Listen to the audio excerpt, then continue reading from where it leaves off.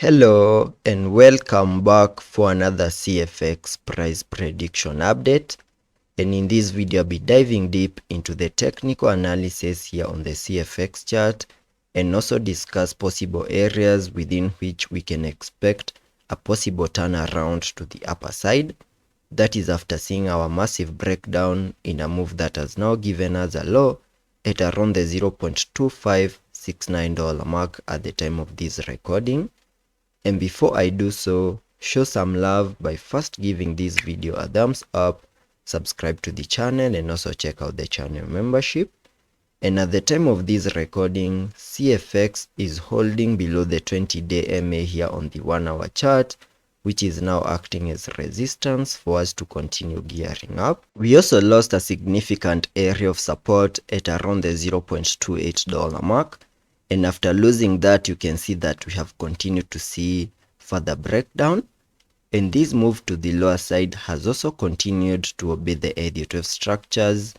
And to give you my analysis basing it on the Elliot structures, you can see that after seeing our low on the 23rd of May, we saw that massive bounce to the upside, giving us a high at around the $0.3495 mark, in what I've been terming as the formation of these larger Elliott wave count 1.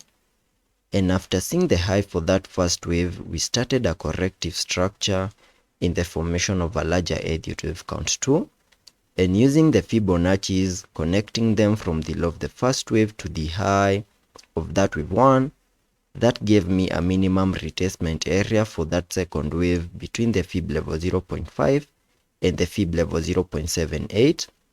which is an area that lies between the $0.2878 mark and the $0.2523 mark, the area highlighted on the charts using this yellow target area, which is an area at the time of this recording we have fully maximized.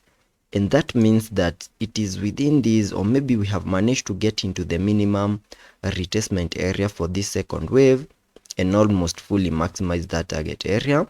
And there are high chances that within this target box that I have on the charts, then CFX is going to give us a turnaround to the upper side in what should be the start of an impulsive wave in the formation of this wave 3, and giving you minimum target areas for that wave 3 by connecting the trend-based Fibonacci from the low of the first wave to the high of that wave 1, then dragging the fibs to the low of the second wave.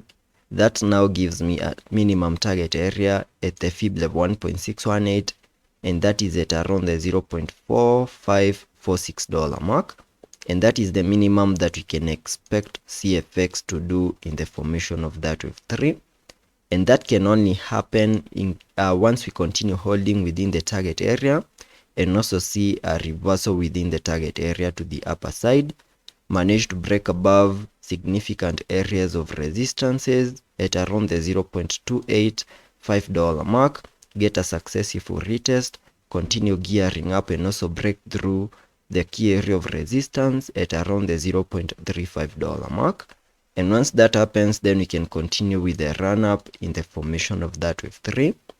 And on the worst case scenario, in case further breakdown continues here on the CFX chart, and maybe at some point we lose my yellow target box that I have on the charts, and that would also mean we also lose the Fib level 0.78, which is the lower side of this target box to the lower side over here. Then we can continue seeing further breakdown to our next key area of support at around the $0.245 mark. And at that point, CFX can either find support and then give us a bounce back to the upper side. And on the worst case scenario, if that key area of support does not hold, then we can expect a break to the lower side, maybe a successful retest, then continue unlocking even lower prices in a move that could also be invalidating my Elliott structure, and maybe also possibly give us a reset of the low that we made at around the that is on the 23rd of May.